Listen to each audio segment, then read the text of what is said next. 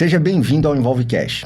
Esse é um espaço para discussão sobre TEA, né, onde trazemos profissionais, ativistas, pessoas no espectro, famílias, para falar um pouquinho sobre autismo, sobre intervenções, né, trazendo informações que sejam baseadas em evidências para todo o público que tem interesse nessa temática, né? Hoje, vocês vão notar aqui que a gente vai sentir falta da minha parceira, a Ana, né? Que teve uma intercorrência de saúde, não vai poder estar aqui com a gente nesse episódio, né? Mas, com certeza, ela vai estar assistindo esse episódio junto com todo mundo, né? E a gente está trazendo aqui, né, o Luiz Humbert, né? Que é supervisor do IBTC, né, na Bahia, em Salvador, né? E, Luiz, seja bem-vindo, né? Queria que você se apresentasse aí para o pessoal, contar um pouquinho sobre você, do que você faz. Massa, Lu, obrigado. Estou muito feliz de estar participando. Admiro muito o seu trabalho, da Aninha, né? E estar aqui hoje é mais um passo da gente estar se aproximando mais no dia a dia.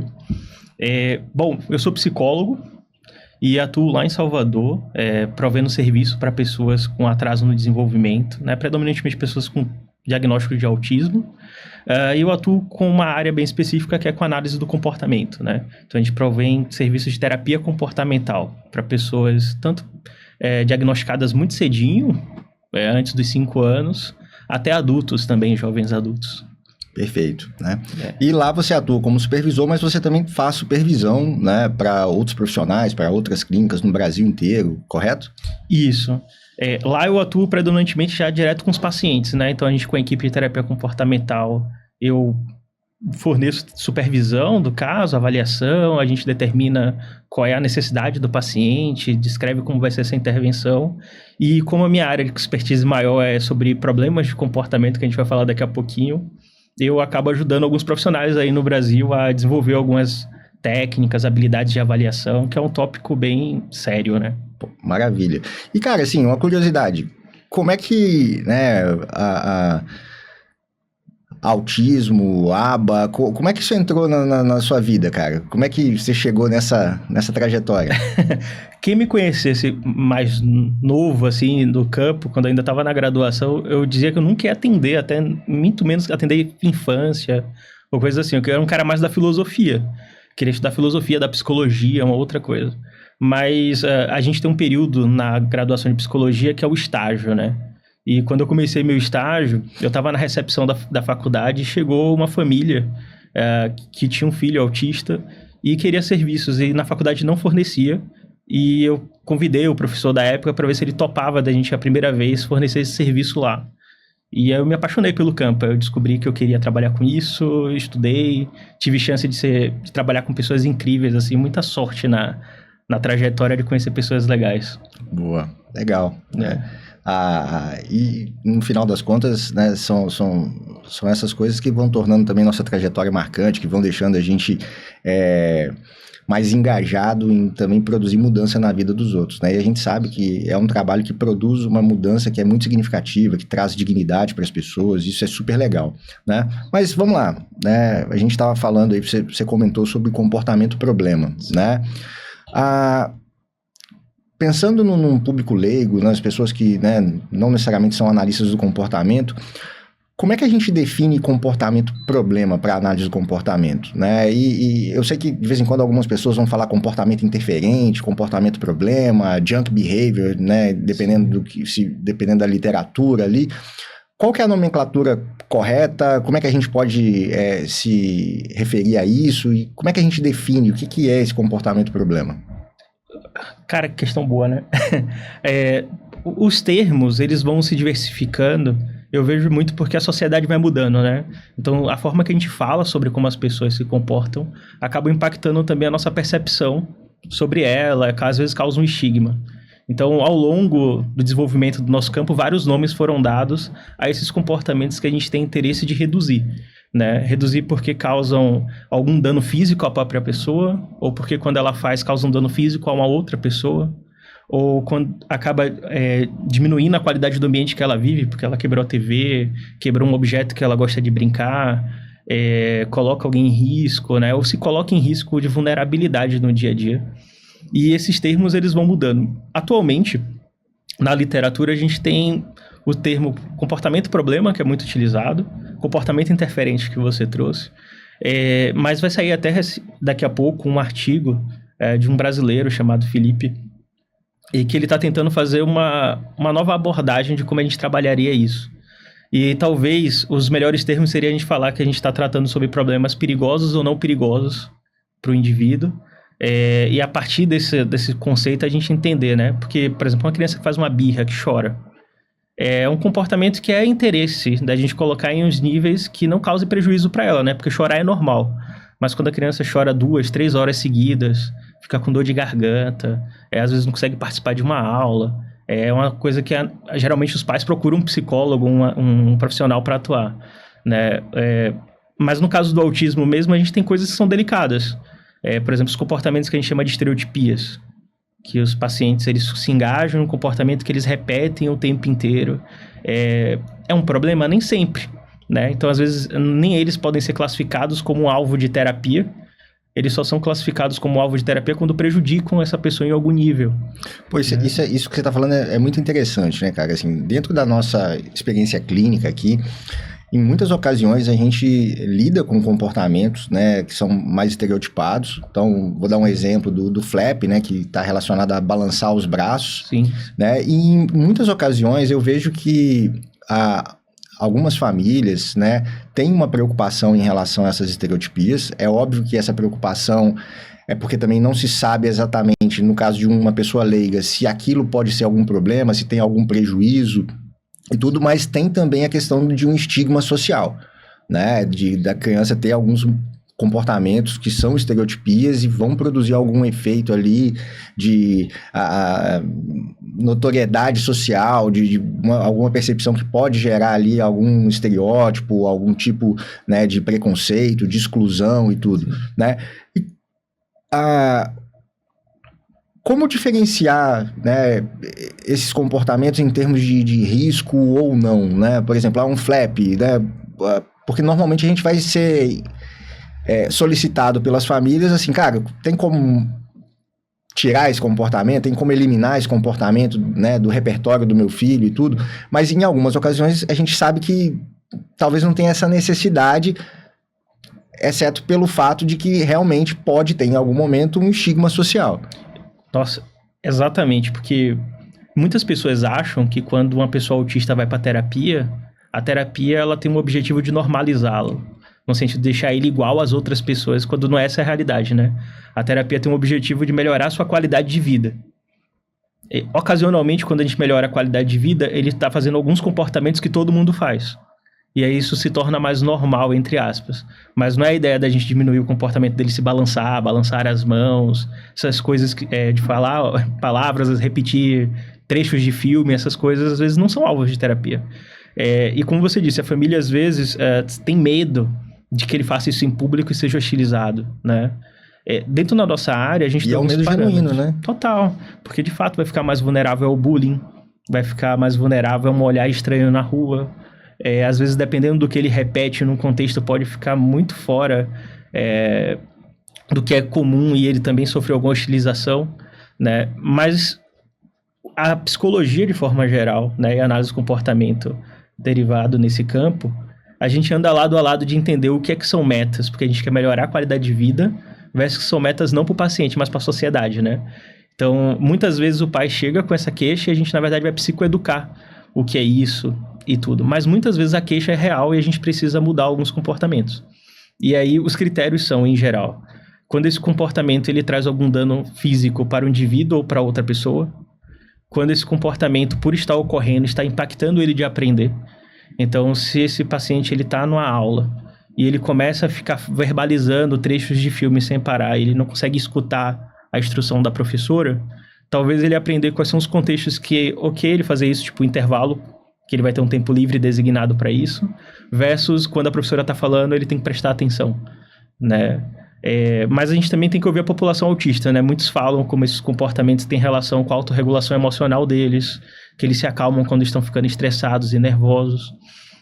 Então é uma linha tênue, por isso que uma avaliação sistemática é necessária para a gente saber o que é que esse comportamento ocupa na vida dele. Sim. Né? E às vezes a mudança não é reduzir, mas é só colocar num contexto em que ele sofra ele fique menos vulnerável a ações da comunidade de sofrer punições ou coisas assim. Até porque, se a gente for pensar, né, por exemplo, dentro da psicologia clínica, a gente trabalha muito com os conceitos de excessos e déficits comportamentais. Exato. E na própria definição de excesso e déficit, a gente tem uma descrição que fala sobre comportamentos que ocorrem acima do esperado socialmente ou abaixo do esperado socialmente. Ou seja, o viés social, cultural, ele, além dele ser dinâmico, né? Não vai ser estático, mas existe de fato também todo esse ponto relacionado a um capacitismo, né? A gente vê muito, por exemplo, em situações de escola, quando se imagina que a criança ela tem que passar ali 50 minutos de uma aula sentado,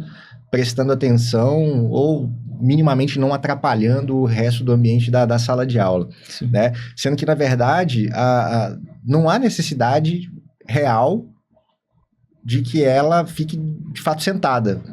A gente pode começar com 1 minuto, com 2 minutos, e talvez a gente nunca vai chegar a 50 minutos. Mas isso não necessariamente precisa representar um prejuízo para ela ou para as outras pessoas que estão naquele mesmo contexto, né? Desde que a gente consiga trabalhar esses comportamentos. Exatamente, exatamente. Né? E quando a gente identifica um comportamento problema, um comportamento interferente, enfim, eu vou me referir como comportamento problema, porque Sim. eu acho que fica mais fácil para quem não é da área acompanhar, né? Quais são as funções desses comportamentos problema, né? Como é que a análise do comportamento interpreta isso? Sim. Para análise do comportamento, né, eu acho que para psicologia geral, mas na nossa forma de ver a subjetividade das pessoas, como as pessoas se colocam no mundo, a gente entende que os comportamentos, eles acontecem em relação com as vivências dessa pessoa, né? Então, tudo que ele faz hoje é fruto da história da vida dele, de quais foram os impactos que isso causou nas outras pessoas, no ambiente físico imediato que ele está lidando, e na própria experiência dele mesmo com aquele comportamento, né? Então, a gente vai ter 2 classificações genéricas para comentar, às vezes, sobre alguns comportamentos, e são as classificações mais comuns da gente ver em pessoas com autismo. Então, a gente vai dizer que quando um comportamento ele é mantido pelo que as outras pessoas fazem em relação a ele, e a gente determina isso de comportamentos socialmente mediados, né? E aí as formas mais comuns que as outras pessoas mantêm um comportamento tanto adequado, mas aqui no nosso interesse, os comportamentos, problemas dos pacientes, envolvem porque eles têm um atraso de linguagem na maioria das vezes, eles não sabem se expressar. Então, às vezes ele está querendo muito um brinquedo e ele não consegue dizer, ele está em uma outra sala, então ele arrasta o pai e a mãe pela porta, mas eles estão ocupados e falam, agora não, filho.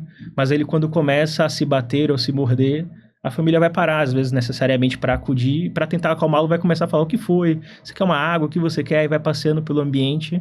E ele começa a perceber que talvez, às vezes, fazer isso produz acesso a coisas que ele gosta, como um brinquedo ou um ambiente, né?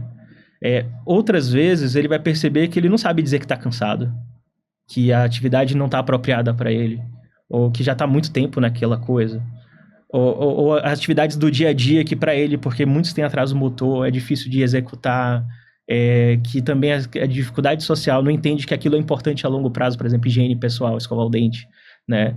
Então, quando ele percebe que ele começa a se morder, ir ao banheiro, e aí, às vezes, esse mesmo comportamento, quando ele percebe também, né, de forma didática, que quando se comporta assim, as coisas somem, a gente vai dizer que esse comportamento, às vezes, elimina coisas que ele não quer fazer, né?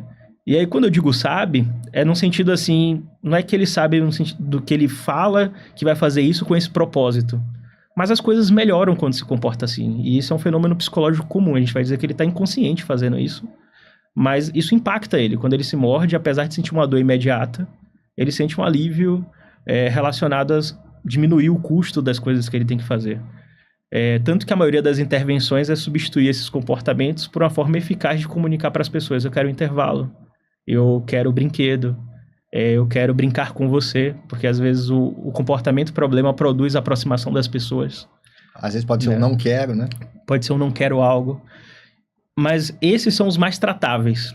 Esses são os tipos de comportamento, quando é mantido pelo que as pessoas fazem, que a psicologia comportamental, de forma geral, tem mais chances de ajudar.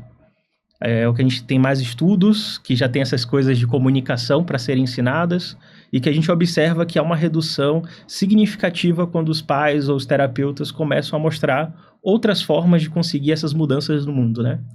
Boa. Agora, vai ter esses mesmos comportamentos mantidos, não pelo que as pessoas fazem, mas pelo que é produto direto do comportamento. E aí a gente vai dizer que são comportamentos mantidos por consequências não socialmente mediadas, né? Então, a gente vai usar o termo sensorial, né? Os analistas do comportamento vai dizer que é automático, mas basicamente é dizer que não depende de ninguém para o que mantém aquele comportamento ser produzido. Então, às vezes, balançar a mão enquanto uma luz está mostrando no rosto diminui esse impacto visual que incomoda. Então, às vezes, ele pode estar fazendo o que a gente está chamando de estereotipia para atenuar a iluminação, né? Às vezes, o comportamento de se curvar e fazer balanço diminui o barulho do ambiente. Então, como muitos têm alterações sensoriais, eles começam a perceber produtos que o comportamento dele causa no ambiente. Isso eu estou falando de coisas sensoriais, né? Mas, às vezes, tem comportamentos que a gente vai estar mantido pela sensação no corpo e a gente espera mudar imediatamente, como se morder, né? Como bater a cabeça na parede repetidamente, ou muito comum a gente tem pacientes que têm comportamentos de bater na cabeça aqui nessa região da têmpora, né?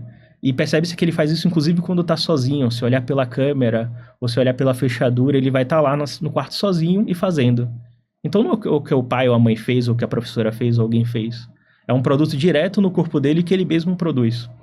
Esses são o que a gente tem mais desafio para tratar, né? Requer uma avaliação muito refinada e chama muito atenção. E aí, geralmente, auxílio medicamentoso ajuda muito, né? E terapia comportamental intensiva também. Perfeito. E no caso, você citou da avaliação, né, que tem que ser bem feita. Como é que é feita essa avaliação funcional? Como é que, né, normalmente, quais são os procedimentos que a gente vai utilizar para a gente saber, por exemplo, se é mediado socialmente, se não é mediado, no caso, se for um reforço automático, se for uma coisa de autoestimulação ali, como é que a gente diferencia? Tem várias formas, depende dos recursos, do tempo, da gravidade do comportamento também, né? Então, um analista do comportamento, por exemplo, que for a pessoa que for avaliar, treinada, e ele está num contexto que a família tem poucos recursos, às vezes não pode pagar várias horas de sua presença com o filho dela, ou o plano de saúde não permitiu, né? Ou o comportamento é muito grave, por exemplo, bater a cabeça na quina da mesa, e já tem que imediatamente promover alguma mudança para proteger a vida daquela pessoa. Às vezes uma entrevista é o recurso inicial, né? Então, conversar com a família, saber os momentos que acontecem, os momentos que não acontecem, o que é que eles fazem geralmente quando esse comportamento ocorre, o que é que eles fazem que faz esse comportamento parar imediatamente. Então ele vai começando a fazer uma entrevista que ele vai levantando vários fatores ambientais que estão relacionados com esse comportamento, né? Esse daí, por pesquisa, a gente tem uma relação de correspondência de verdade com o porquê aquele comportamento acontece, em uma média de 50% a 70% de correspondência real com as variáveis, né? Outras formas que a gente tem, quando a gente já tem mais tempo e recurso, além de ouvir o que a família vai dizer, ou as pessoas que estão na presença daquele comportamento, você ir observar ele ocorrendo no ambiente. Então isso pode acontecer por uma filmagem, porque ele filmou a rotina de casa e você vai ver nas situações, ou porque você foi fazer visita na escola, foi fazer uma visita em casa e vai observar durante algumas horas e vai ver quando ele acontece, para de acontecer. E aí nesse ato, o profissional ele vai fazer um registro imediato. Então é o que a gente vai chamar de avaliação direta, né? Então ele vai fazer registros selecionando informações do comportamento em termos de intensidade, duração, a frequência dele, onde é que é mais provável de acontecer nessas formas de mais intenso, menos intenso, quais são as coisas que as pessoas fazem objetivamente, porque a entrevista tem um viés da memória, né, Lu? Então, quando a pessoa fala, ela fala sobre o que ela percebeu do que ela viveu. Fora os relatos imprecisos, né? Porque, por vezes, em entrevista, quando a gente vai conversar, por exemplo, com uma família, e vai se falar de um comportamento específico, fala assim, você tem uma percepção, por exemplo, em que ocasiões isso tem acontecido com maior frequência? Você, é o tempo todo. E quanto tempo dura? Você, dura muito. Então, nem sempre a entrevista ela vai trazer para a gente todas as informações de uma forma refinada, né? E existe o viés da imprecisão também. né? É óbvio que quando alguém fala o tempo todo, né, talvez não seja o tempo todo, mas é porque a ocorrência contínua, mesmo que espaçada ali por pequenos intervalos de tempo durante o dia, faz com que a pessoa ela esteja sob atenção daquele problema o tempo inteiro. É percebido como exaustivo, né? Como o dia inteiro. Então, e a família também não tem responsabilidade de saber relatar corretamente essas coisas, né? A gente, quanto profissional, tenta facilitar que ele fale, mas às vezes não vai conseguir mesmo, porque ele não sabe nem o que é que tem que olhar nessa hora. Então, por isso que às vezes a observação direta é legal. Mas o padrão ouro, assim, da nossa avaliação é, na verdade, esse paciente vir em contato com a gente interagir com ele e a gente fazer um teste direto sobre as informações que a gente coletou com a família e que a gente observou. Então, a gente tenta promover esse comportamento numa situação controlada e segura para a gente determinar se a gente consegue fazer ele acontecer e ele parar de acontecer, que quer dizer que a gente detém, então, controle das informações do que causa e do que cessa. E aí a gente produz a tecnologia de mudança, né? A intervenção a partir disso. Poucos profissionais no Brasil são treinados para fazer isso, né? Muitos têm receio e acabam hiperutilizando a entrevista em demasia. Alguns também acabam gastando muitas horas só indo observar e coletar informações registrando. Existe o que é errado e certo? Não. Todos são opções viáveis, depende dos recursos, do seu nível de treinamento. Mas se a pessoa se especializar em essas formas de testagem direta, é a que produz resultados mais promissores de melhora clínica. Sim. Né? Perfeito. Em termos simples, assim. E, no caso, né, isso reforça muito a necessidade de buscar supervisão, às vezes, né? Principalmente hoje, quando a gente vê, por exemplo, muita gente trabalhando, né, com intervenção, né, a ABA, com pessoas com atraso do desenvolvimento, não necessariamente apenas com autismo e tudo, mas a gente sabe que a graduação ela não fornece para a gente uma formação suficiente em relação a isso, né? E aí existem cursos, formações, certificações, enfim, que vão capacitar a gente. Mas, enfim, existe alguma diferença entre o que a gente entende e que a gente ouve falar muito sobre comportamento desafiador e comportamento problema, né? Assim, como é que a gente diferencia isso? Então, nessa pesquisa do Felipe, o que foi que ele fez? Ele fez uma revisão dos textos de quando é que se utiliza comportamento desafiador, problema, interferente, né? E se percebeu que, em geral, quando a gente fala de interferente, a gente está falando de comportamentos não perigosos.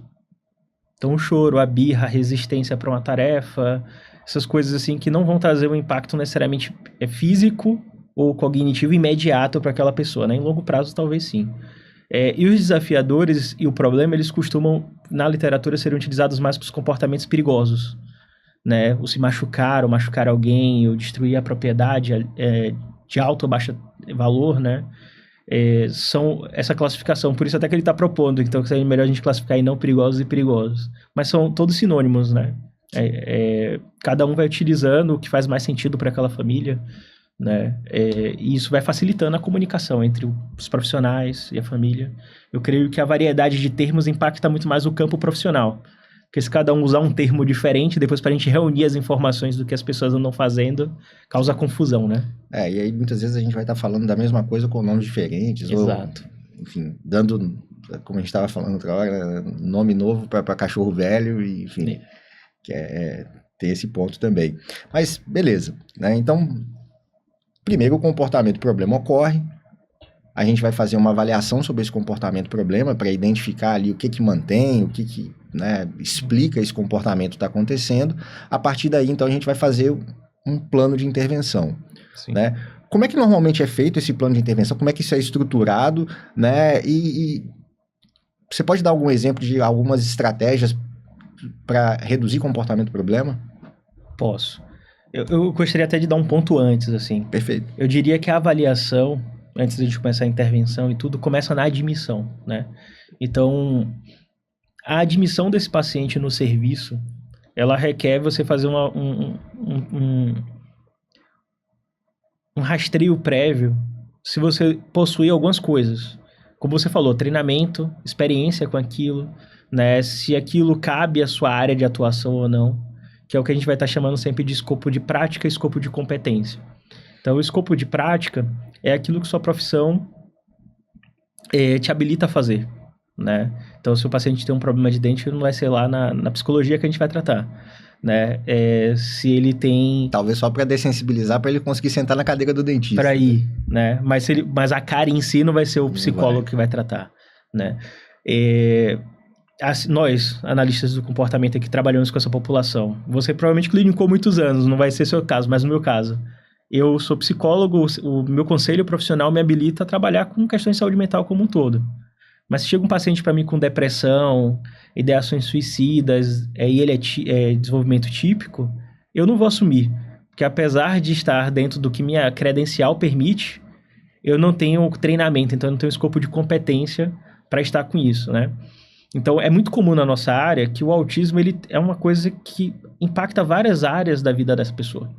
Então, vai ter muitos analistas do comportamento, psicólogos, enfim, profissionais, que têm um grande treinamento de trabalhar com desenvolvimento acadêmico dessa pessoa, desenvolvimento de comunicação geral dessa pessoa, independência pessoal no dia a dia. Então, não necessariamente ela vai ter um treinamento para os problemas de comportamento, né? Então, apesar de você trabalhar com essa população, ali chega esse sentido. Eu já trabalhei com comportamentos, problemas sim. Eu sou uma pessoa que tem muita experiência em inclusão e ensino de coisas acadêmicas. Então, se o paciente ele rasga o material, diz que não quer fazer, se escorrega da cadeira para baixo, eu já tenho vivência de trabalhar com isso. E eu sei como melhorar esse comportamento. Então, eu assumo. Mas eu, talvez, na minha dinâmica, nunca assumi um paciente que se morde e faz perfuração e sangra, que bate a cabeça e bate em regiões que são muito perigosas, né? Então, às vezes, a gravidade do comportamento te faz limitar se você assume ou não aquilo. Mas não, eu tenho um treinamento, minha profissão me habilita, eu fiz supervisão, eu fiz um treinamento, estudei e sei como atuar. Aí você vai ter que olhar outras duas coisas, né? Que eu tenho recursos humanos para poder lidar com essa demanda.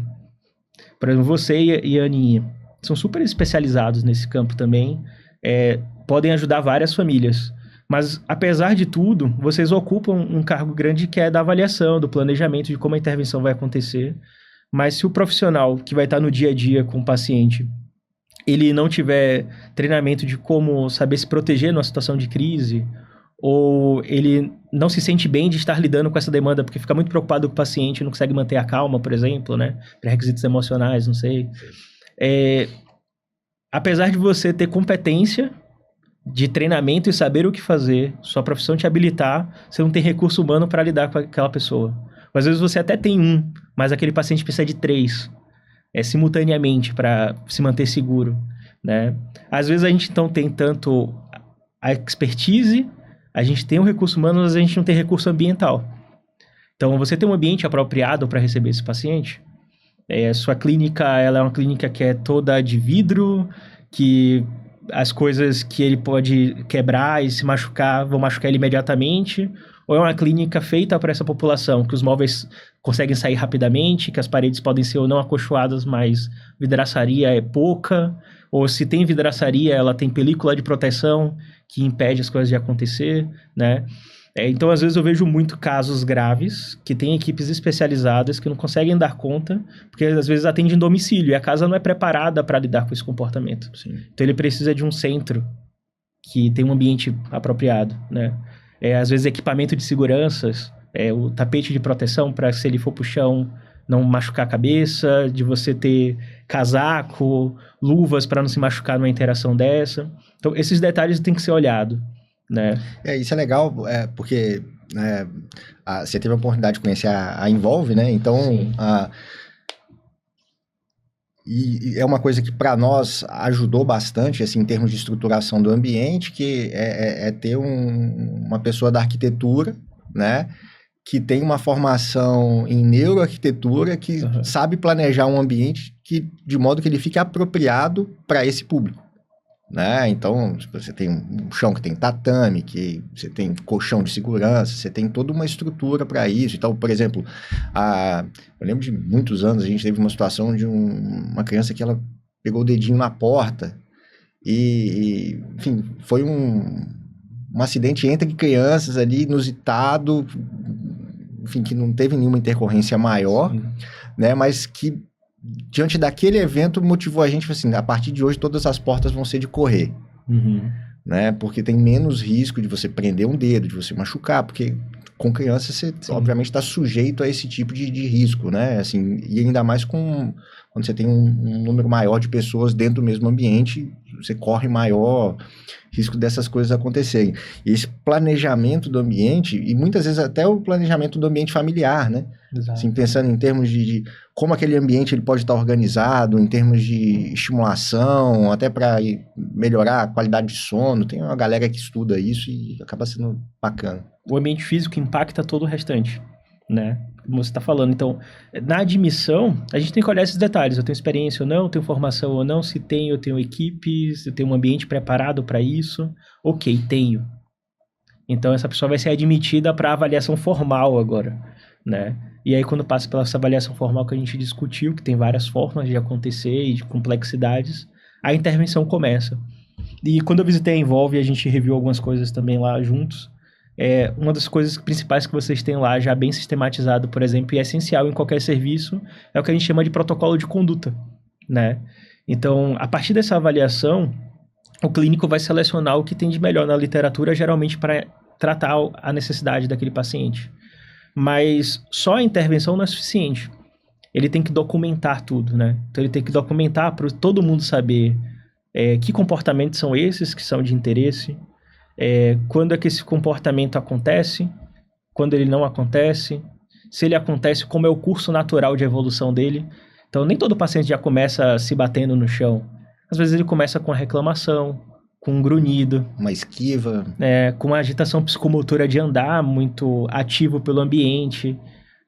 Às vezes de comportamentos mais leves antes de chegar no que é realmente o grave. Né? Então, isso tudo está documentado, vai estar relacionado com as condutas de intervenção também. Né? Lá vai estar descrito se quando esse comportamento está para iniciar, a equipe tem que esvaziar o ambiente ou não, tem que se vestir apropriadamente para essa necessidade, se vai chamar mais pessoas para estarem presentes, porque aquilo pode precisar.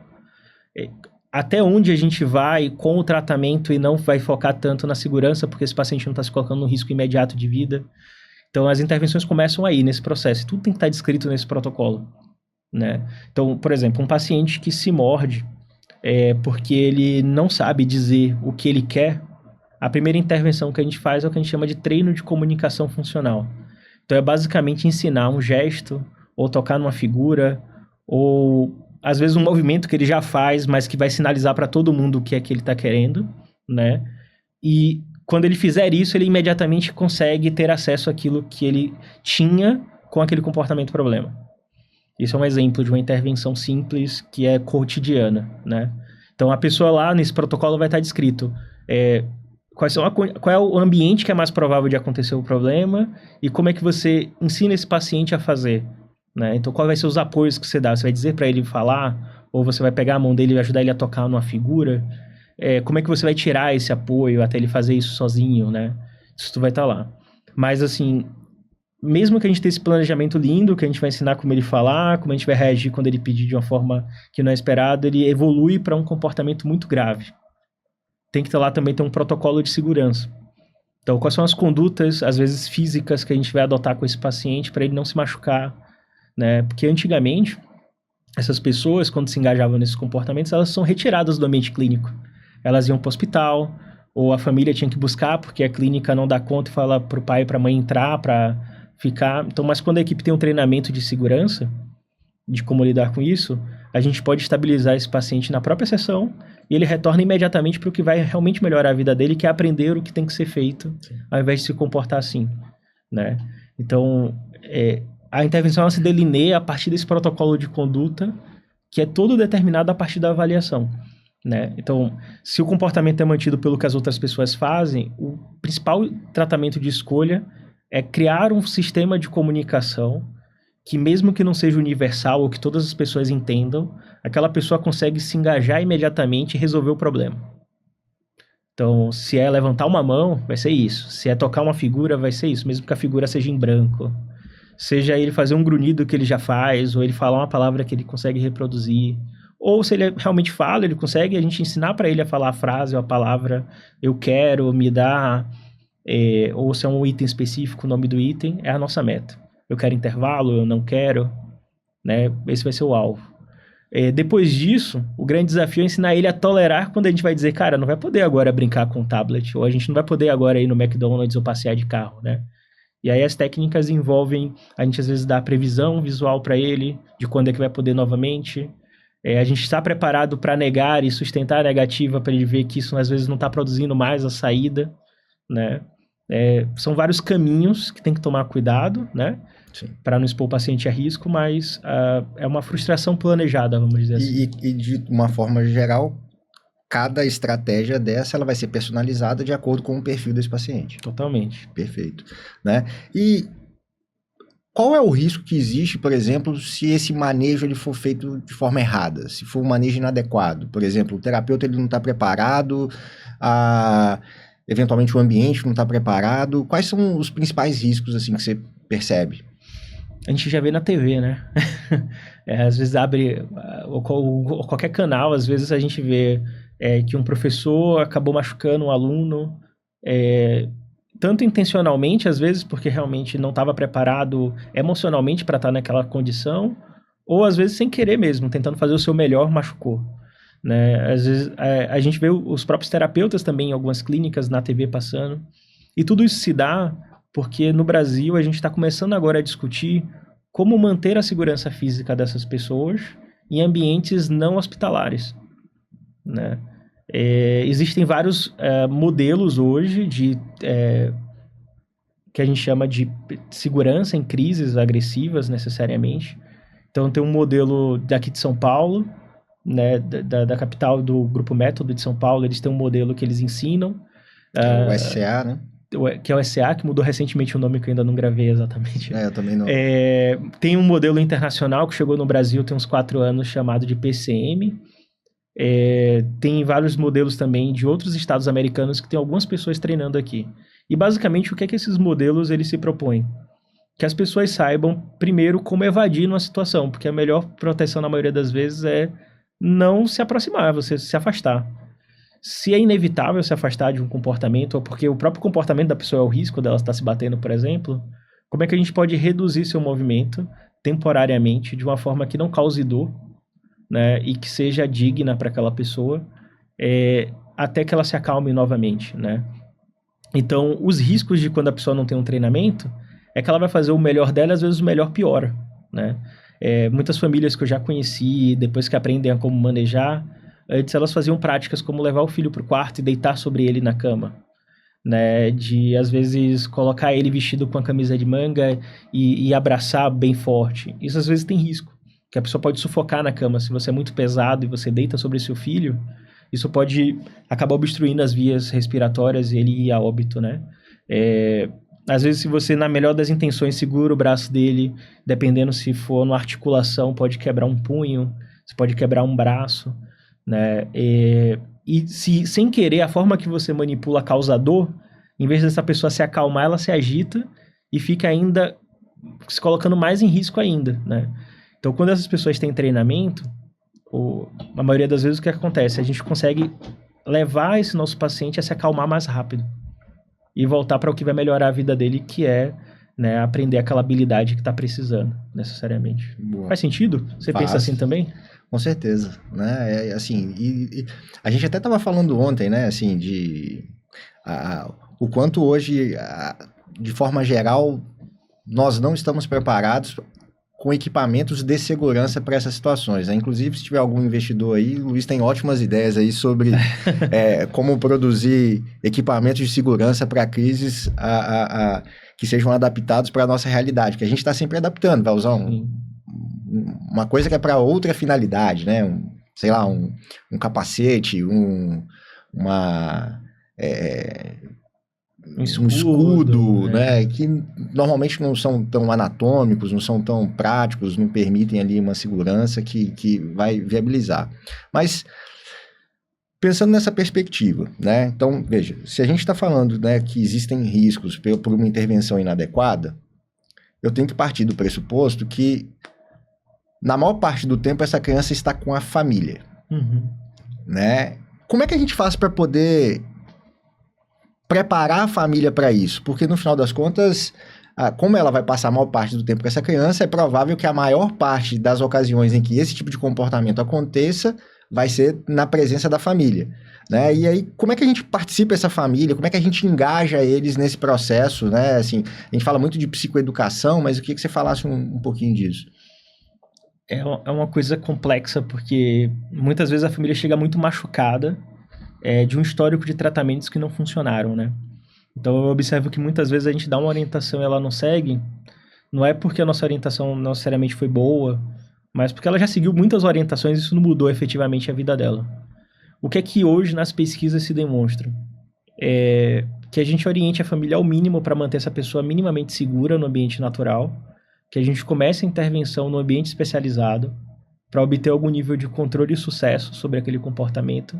E aí, quando a gente de fato já tem uma certa certeza sobre como aquele comportamento pode ser melhorado, aí a gente inclui a família no processo, né? Então, ela é uma das etapas quando a gente vai submeter ela a menos chance dela errar, menos chance dela tentar e se frustrar porque o paciente... Ou seja, primeiro a gente aprende como fazer, como funciona com aquele paciente, depois eu vou instruir a família. Exato. Né? Porque eu acho que é natural, por exemplo, principalmente terapeutas que são menos experientes, né?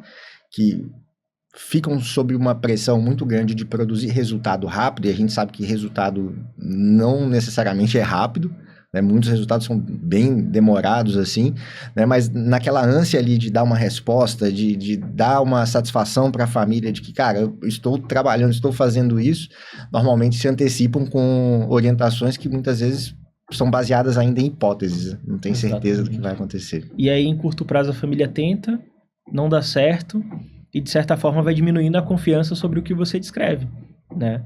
Então, o que a gente tem que, já que a gente pode acolher a família já imediatamente a partir da entrevista e da avaliação inicial que você já fez, você sabe como promover mais momentos em que é improvável que esse comportamento aconteça. Você pode ajudar ela, então, a criar um ambiente mais positivo, que essa pessoa espere em si mais sucesso de prevenir, né? Enquanto na terapia você está criando como substituir aquele comportamento ou fazer ele acontecer de um nível que não cause prejuízo. E aí você perguntou como fazer isso, né? O que a literatura é unânime é que as pessoas têm que praticar.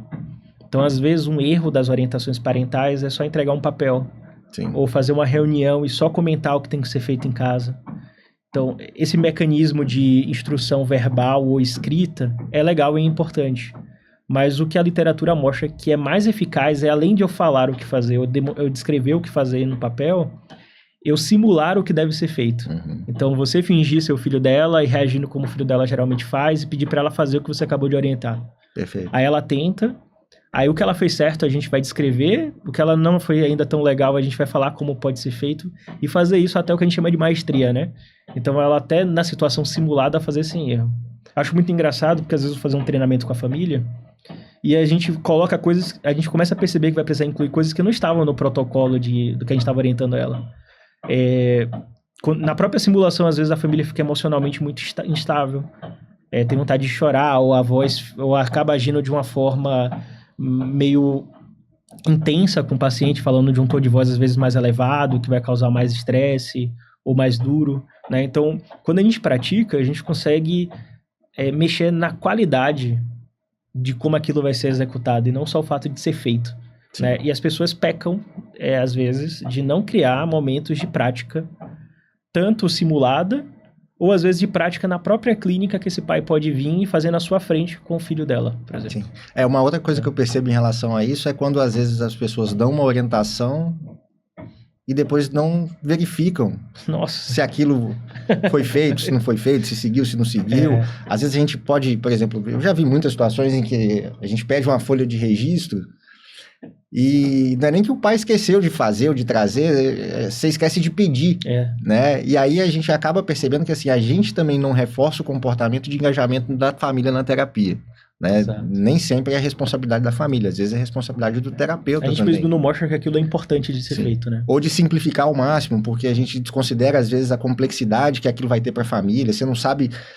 Por exemplo, se a estrutura familiar ali, né, o ambiente, se o local ali é apropriado para se fazer isso, enfim, aí você acaba... Eu já vi pais que recebem registros que às vezes só dava para fazer por filmagem, porque era muito complexo, né? Então, às vezes tem que simplificar mesmo. Às vezes a gente tem que colocar só para ele falar no WhatsApp que sim, aconteceu ou não aconteceu.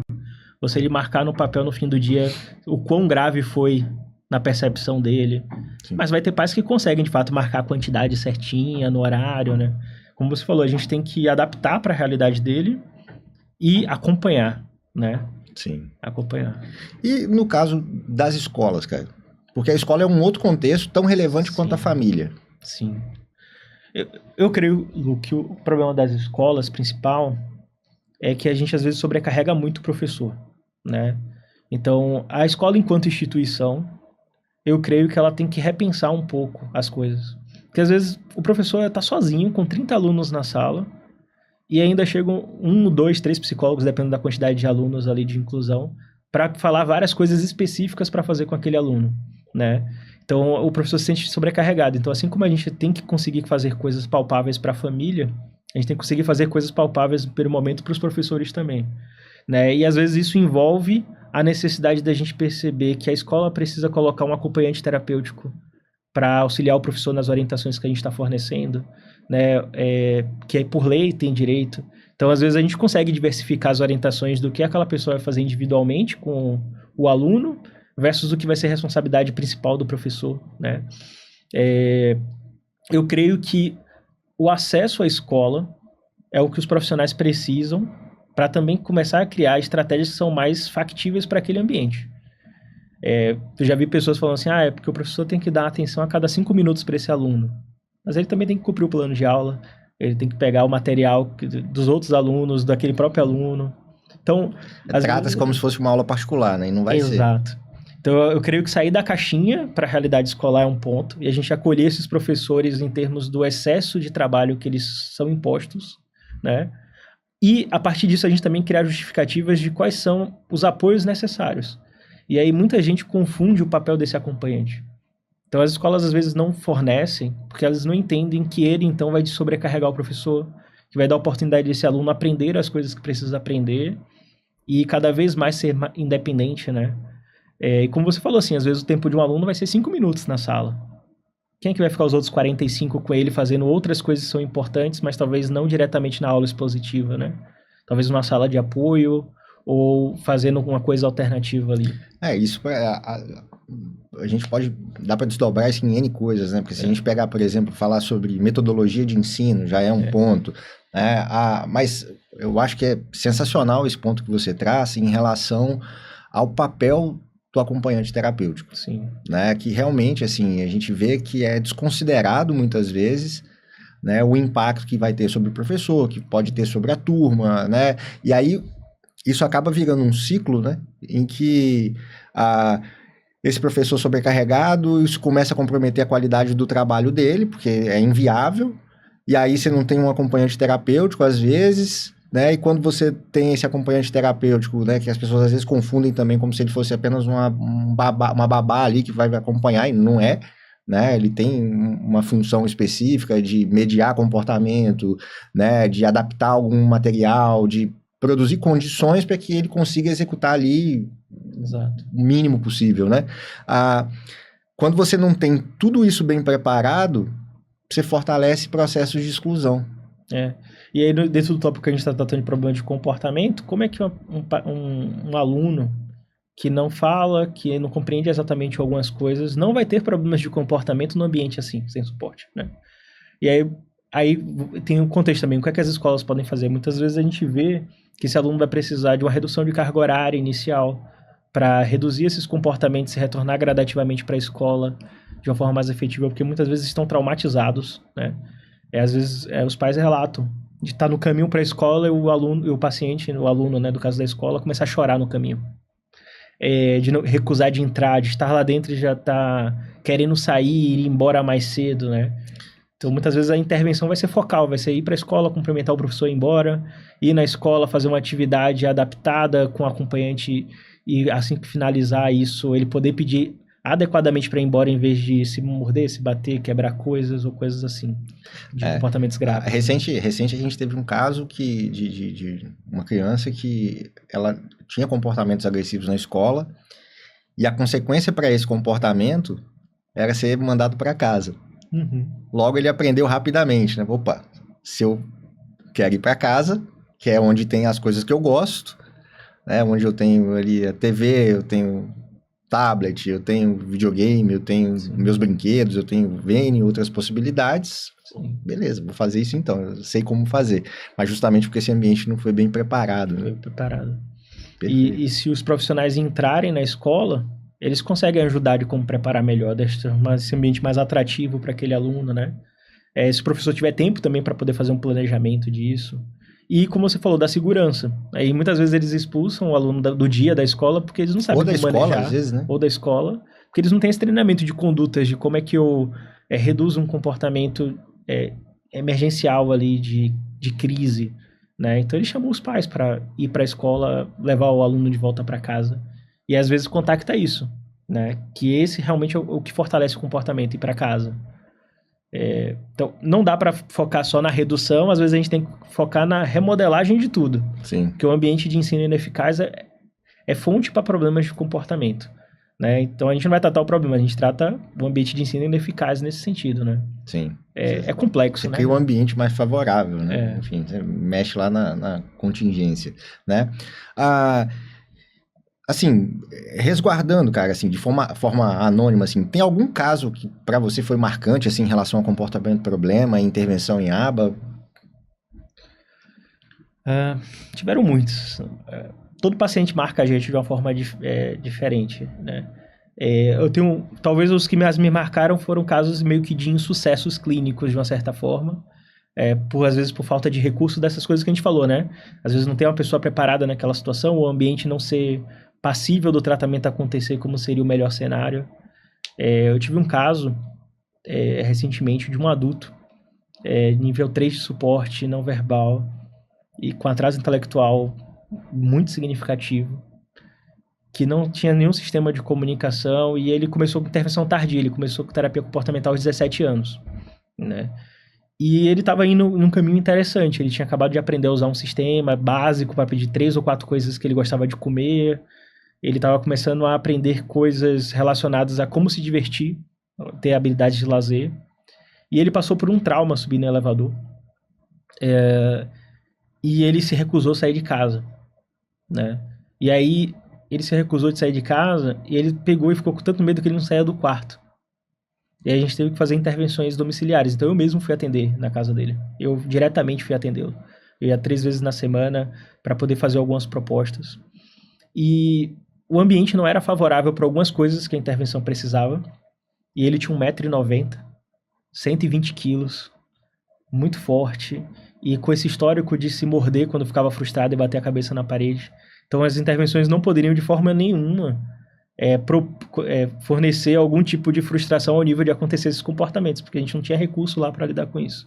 Então tinham que ser coisas muito lentas e no nível dele, o que ele indicava que ele aceitaria ser exposto. E a gente fez isso por quase 1 ano, a gente conseguiu sair do quarto para a porta do apartamento, né? Mas quando chegou lá ele não evoluiu bem, porque precisava de outras coisas e a família optou não prosseguir com alguns procedimentos que eram um pouquinho mais invasivos para promover isso, né? Isso me marcou porque ele já tem 3 anos sem sair de casa hoje, né? E eu fico imaginando quantos casos passam por isso. E aí já teve outros casos de sucesso clínico que me marcam muito, de paciente que chega com precisão de 4 terapeutas simultaneamente, de que arrancava ar-condicionado da parede, que acabava batendo nos pais e tudo isso. E a gente ensinando habilidades básicas, como dizer o que não queria, o que queria, da gente progressivamente expor um não e ele aprender a tolerar esse não por 5 segundos, 1 minuto, até que hoje ele passa um dia recebendo um não, porque não vai poder ir no McDonald's hoje e aceitar, né? E tá na escola novamente. Então, eu diria que eu tenho os 2 extremos de lembranças, assim, que me marcam. Desses casos que evoluem, como esse um adulto, que é esse caso outro que eu falei, versus esses outros que chegam de intervenção precoce com muitos comportamentos desafiadores, assim, e a gente consegue uma mudança porque a gente tinha expertise para fazer, recurso humano e ambiental, né, e tempo. Que tá entre recurso ambiental de uma certa forma, né? Sim, e já envolve também custo de terapia, que aí são outras variáveis que nem sempre a gente controla, né? Agora, você tocou num ponto que eu acho que é super importante, assim. Existe alguma diferença, assim, nas intervenções, não necessariamente em procedimento, que a gente sabe que cada procedimento é único, assim, né? É personalizado, é para aquela pessoa, a individualidade é incontestável, ok. Mas pensando num público infantil, né, de intervenção precoce, né, talvez não tão precoce, mas e um paciente adulto, adolescente, o que você mais percebe de diferença, assim, de dificuldade, de desafios, enfim? De fato vai variando muito pelas faixas etárias. Mas eu diria que o que mais me demonstra uma uniformidade é quando esse paciente ele tem prejuízo de linguagem funcional. Então ele não sabe se comunicar de forma alguma para falar o que quer, o que não quer, como pedir uma interação que ele gosta, né? Então eu diria que isso é o que é mais recorrente e é o que a gente mais trata no dia a dia.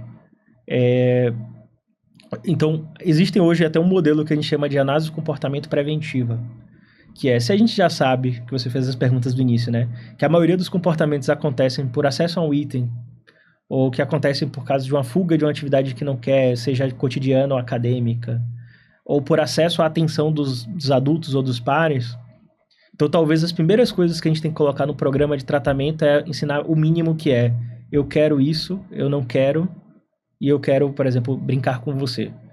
Porque se essa pessoa talvez tivesse esses 3 pedidos elementares, já é preventivo de uma série de comportamentos futuros que ele poderia estar ali fazendo, porque ele não sabe como expressar isso de uma outra maneira, né?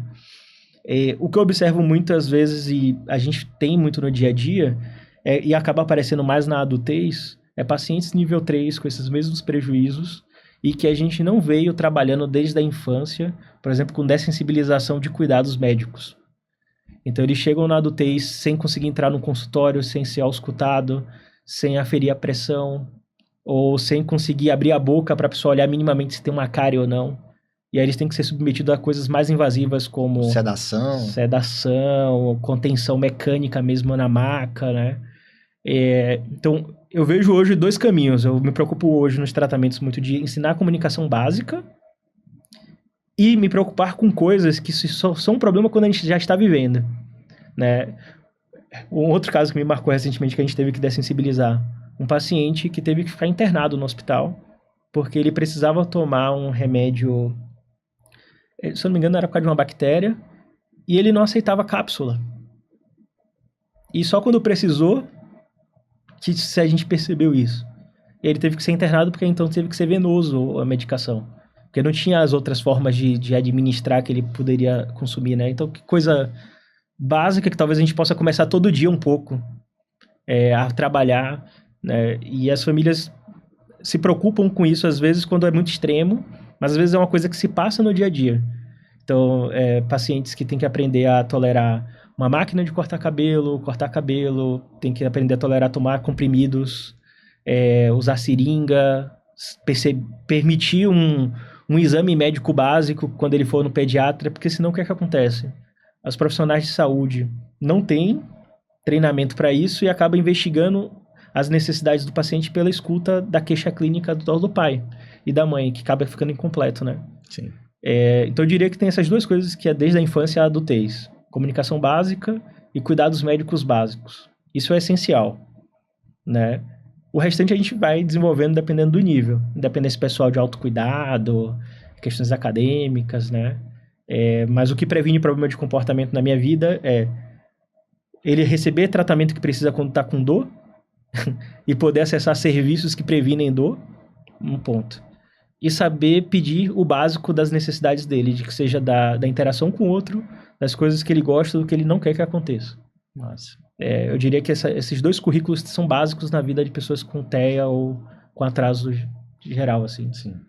E isso é um ponto importante, porque a gente tem falado muito sobre comunicação funcional, né? E muitas vezes aprender o básico de comunicação, porque muitas vezes a gente, né, adultos típicos, por exemplo, né, quando a gente não consegue comunicar o que a gente quer, a gente também se desregula emocionalmente às vezes. Total. Né?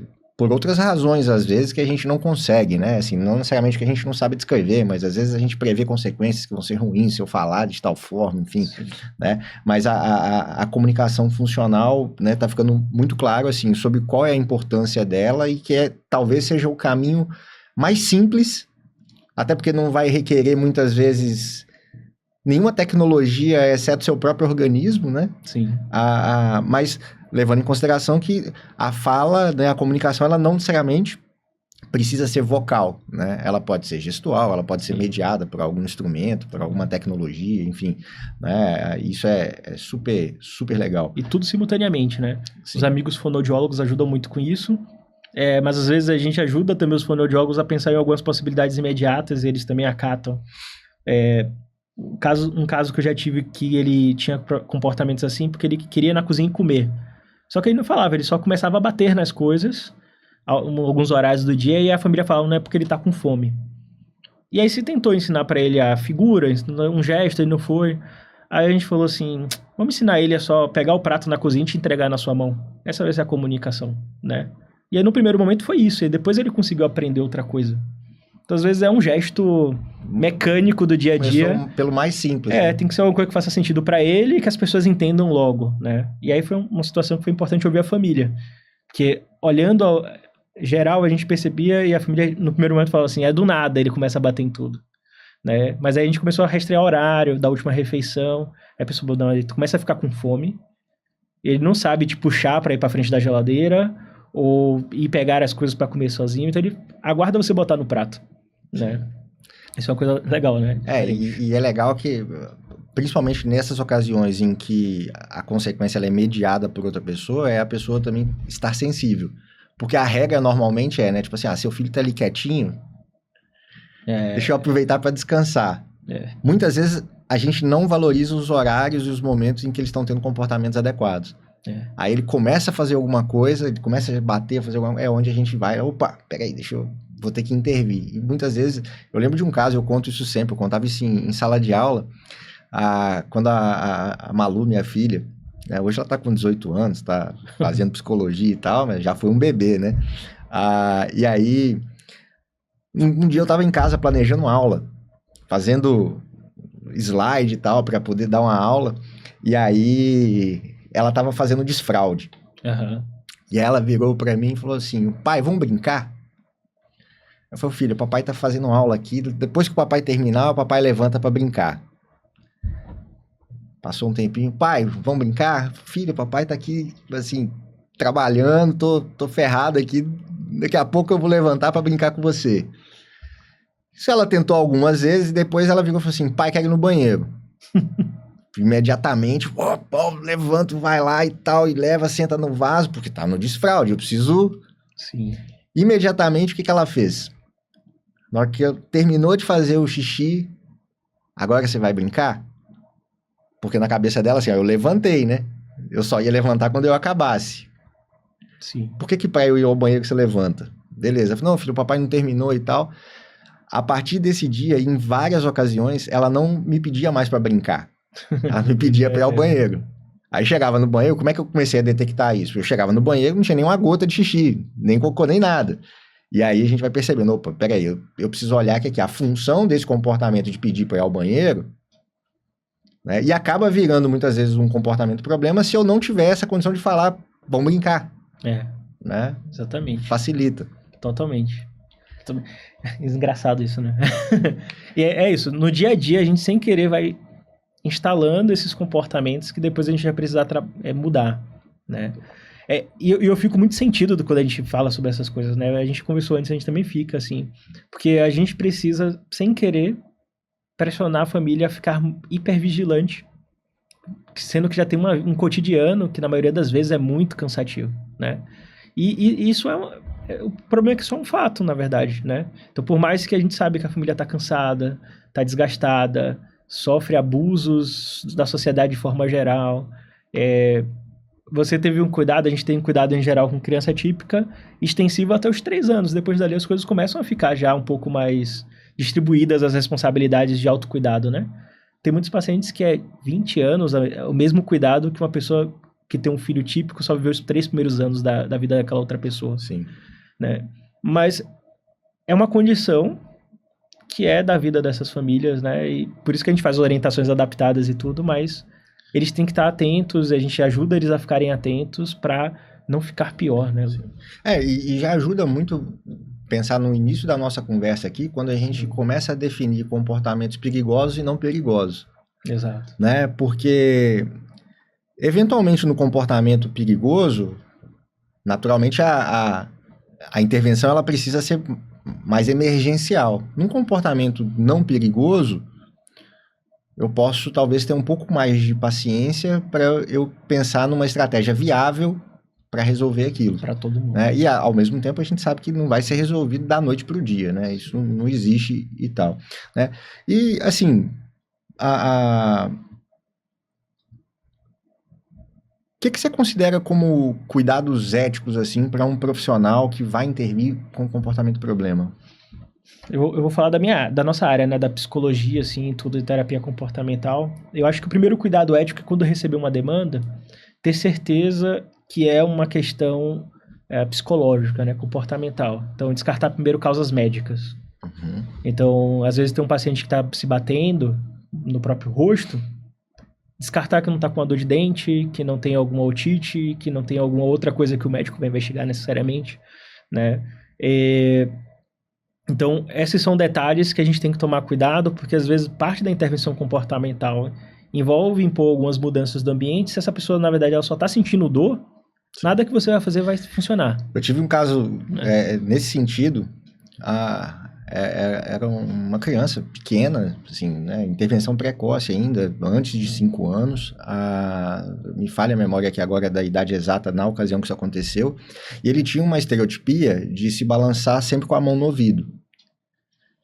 E a forma como ele fazia me deu um alerta ali em um determinado momento, assim, tem alguma coisa que tá diferente, assim, não tá... Eu fiquei com a sensação de que ele estava tendo dor. Eu chamei a família e falei assim, olha, e todo mundo entendendo, já tinha um diagnóstico e tudo mais, é uma estereotipia, é assim. Cara, só por desencargo de consciência, leva ele no otorrino, só pra gente... Ele tinha uma inflamação no ouvido que impedia, ele estava tendo perda auditiva. Olha só. Aí teve que fazer uma intervenção médica, imediatamente isso produziu uma melhora do quadro clínico dele, o ganho terapêutico triplicou, né? Mas aí eu fico pensando assim, durante quanto tempo esse menino ficou com dor? E não é uma questão de negligência, maldade, nem nada, mas assim, é que às vezes a gente não parte do mais simples, né? Se a sua impressora não imprime, vê primeiro se ela tá ligada na tomada. Exato.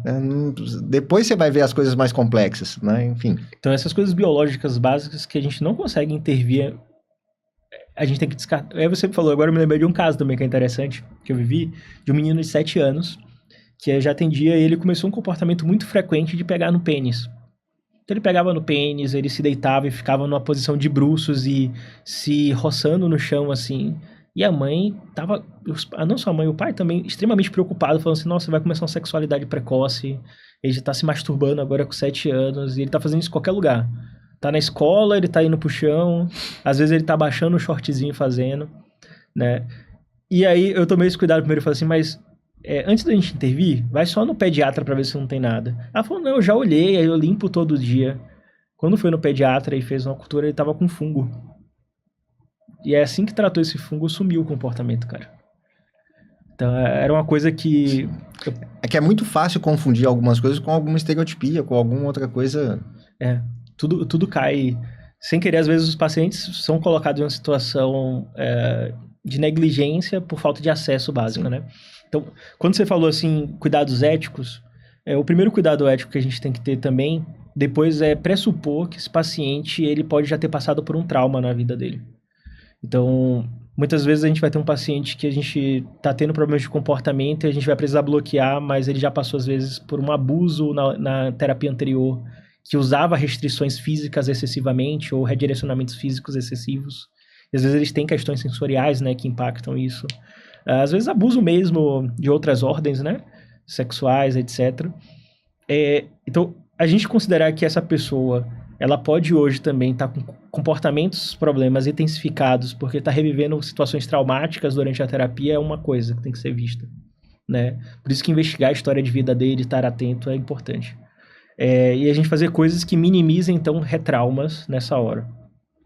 Um segundo fator e nem sempre é possível, 100% das vezes a gente está em adesão, é que a gente sabe que a maioria dos pacientes que a gente atua, eles não têm como fornecer consentimento, né? Então, eles não têm a capacidade legal, às vezes pela idade e às vezes pela condição cognitiva mesmo, de dizer, sim, eu quero frequentar essa terapia ou não quero frequentar essa terapia, eu quero essa carga horária ou eu não quero. Isso fica de responsabilidade dos seus responsáveis legais, os pais, né? Mas isso não dirime a gente, às vezes, ter que fazer investigações sobre assentimento, que quer dizer o quanto ele está concordando e está aceitando que o tratamento vá por aquele caminho. E aí vai ter um espectro de assentimento, né? Eu tenho muita preocupação nas redes sociais que esse termo está começando a ficar muito em debate na nossa área. E a gente tem que levar em consideração a perspectiva da criança, do adolescente, do adulto, enfim, que tem alguma deficiência. A gente tem que dar opções para ele escolher possibilidades terapêuticas, sim, e a gente tem que parar quando ele não consente, né? Então, quando ele diz que não quer de algum modo. Para os que falam é falando não, para os que não falam, às vezes, é recuando, tirando a mão, pedindo para ir embora. Mas dentro de um espectro de uma decisão monitorada, assim como a infância é uma decisão monitorada. A gente não vai delegar a responsabilidade de uma criança de 6 anos, típica ou atípica, se ele está precisando fazer um exame para fazer uma investigação de nível de colesterol, açúcar ou etc. Ele não vai querer ir receber uma agulha, né? Mas a gente pode acatar ele falar não, se ele não tem nenhuma, por exemplo, prescrição médica que é uma emergência, por exemplo, de descobrir uma infecção, e a gente fazer isso mais gradativo, né? Fazendo uma brincadeira, dessensibilizar, não ter que conter ele lá na enfermaria, e aí depois ele tirar esse sangue. Então a gente percebeu que ele não permitiu que a gente fosse fazer e criou uma via em que ele pudesse aprender a tolerar isso. Mas vai ter uma outra hora que a gente fala assim, poxa, cara, eu entendo que você não quer tirar sangue, mas talvez se a gente não tirar o sangue agora, a gente não vai ter uma outra chance de tirar, porque você talvez morra ou você ter alguma perda muito significativa. Então, às vezes, no imediato, em curto prazo, a gente não tem como acolher as preferências do nosso paciente, porque ele não tem, inclusive, possibilidade de medir a decisão dele. Se isso vai causar um impacto físico, sensorial imediato nele ou não, né? Mas isso não quer dizer que depois a gente não possa ir modificando essa intervenção de modo que ele comece a fazer escolhas. Como a gente estava comentando, quando a gente ensina ele a fazer um pedido de intervalo, o que ele quer, o que não quer, de certa forma a gente está adotando a perspectiva dele para tratar o problema, né? Sim. Então isso é um modo de aumentar sua autonomia no dia a dia. Mas às vezes, para chegar nisso, a gente vai ter que dar um contato físico de direcionar a mão para o cartão a primeira vez. E às vezes ele não vai querer nem participar disso, vai recuar a mão, né? Mas se é um comportamento que tá para colocar ele em risco físico, porque ele tá talvez ficando com a concussão por bater a cabeça, ou uma bactéria porque ele mordeu e teve uma perfuração, ou porque ele tá machucando as pessoas e ele tá perdendo amigos na escola, enfim. Quer dizer que em curto prazo a gente vai dizer, eu entendo que você não gosta que eu faça assim, mas rapidamente, quando ele já aprendeu, a gente não vai precisar mais tocar, né? E ele vai poder agora tomar outras decisões. De certa forma, assim, resumindo, a gente vai levar em consideração também aquilo que é benéfico para ele. Né? Enfim. Apesar de ser arbitrário e meio estranho, mas a ideia do assentimento na infância, ela não pode ser delegar a responsabilidade para a criança, né? Tem que ser decisões monitoradas por adultos que entendem mais ou menos os impactos daquilo que ele está decidindo, porque é ali que ele está aprendendo a fazer escolhas, né? Tanto em desenvolvimento típico quanto nossos pacientes que têm atrasos significativos, né? Então, esses são 2 cuidados éticos. E eu creio que o terceiro cuidado ético é quando a gente ouvir uma demanda, a gente avaliar realmente se aquilo vai melhorar a qualidade de vida daquele paciente ou está atendendo uma demanda da sociedade, como a gente estava discutindo das estereotipias, né? Então, se ele está tremendo, se ele balança a mão, se ele faz barulhos, isso não vai, a maioria das vezes isso não é foco de tratamento. E aí a gente vai conscientizando a família, a gente vai entendendo ali o que pode estar acontecendo. Eu creio que esses são os 3 pontos principais, assim. Considerar trauma, verificar os níveis de assentimento que aquela pessoa está dando para o tratamento e o quanto a gente consegue já agora adotar a perspectiva dele de escolhas ou o quanto a gente está programando para que isso aconteça em curto prazo. E esse outro fator aí que eu comentei também. Perfeito. De olhar essa condição física básica ali, se tem alguma coisa que possa estar comprometendo. Perfeito. Beleza, cara. Cara, assim, a gente tá chegando no final, né? Queria primeiro agradecer demais aí sua presença, né? Que veio lá de Salvador aí para poder participar com a gente aqui. Mas deixa seu contato, cara, de rede social, contato da clínica, né? Provavelmente, assim, nossa expectativa é que a gente consiga alcançar o máximo de pessoas possível. Eu espero que, né, pessoas lá de Salvador também, né, da Bahia ali, possam assistir, né, o EnvolveCast e que, se precisarem, né, de ajuda lá e buscarem uma clínica para tratamento, eu sei que sua clínica lá é modelo em termos de intervenção, né, que a gente acompanha e vê e aprende muito contigo. Mas deixa seus contatos, cara. Certo. Lu, eu só quero agradecer o convite, né? O tempo passou que eu nem percebi, na verdade. Pra variar, né? Eu espero a próxima vez vir com a Aninha aqui, que a Ruth, que é minha sócia, também venha, pra gente poder falar de outros temas também. Mas eu não tenho um perfil de social, mas eu tenho da clínica, que é @IBTC Salvador. Uhum. Né? Qualquer necessidade assim, de dúvidas e tudo, o pessoal pode mandar lá que a gente pode responder. Ou mandar para Envolve também, que você media aí o contato. Beleza, aí a gente encaminha com certeza, né? Pô, mas muito obrigado, né? Eu vou deixar aqui então, né, muito obrigado para todo mundo que está assistindo, né? Um abraço especial para a Aninha, que não pôde estar aqui hoje, então, né, eu ia até colocar uma foto dela aqui do lado para representar, mas eu achei que ela ia ficar brava, então não vou fazer isso não. Mas fez falta hoje aqui, que com certeza ia enriquecer mais ainda esse bate-papo, né? Mas infelizmente o Luiz tem um tempo limitado que ele pode ficar aqui com a gente, então a gente não queria perder essa oportunidade, né? E deixar para vocês aí um abraço, né? Lembrem aí de seguir, de compartilhar, ativar o sininho, enfim, a coisa toda, e a gente se vê aí no próximo episódio, beleza? Boa noite, bom dia, ou boa tarde, sei lá que hora que você está assistindo isso. Valeu, pessoal. Até a próxima. Boa. Valeu.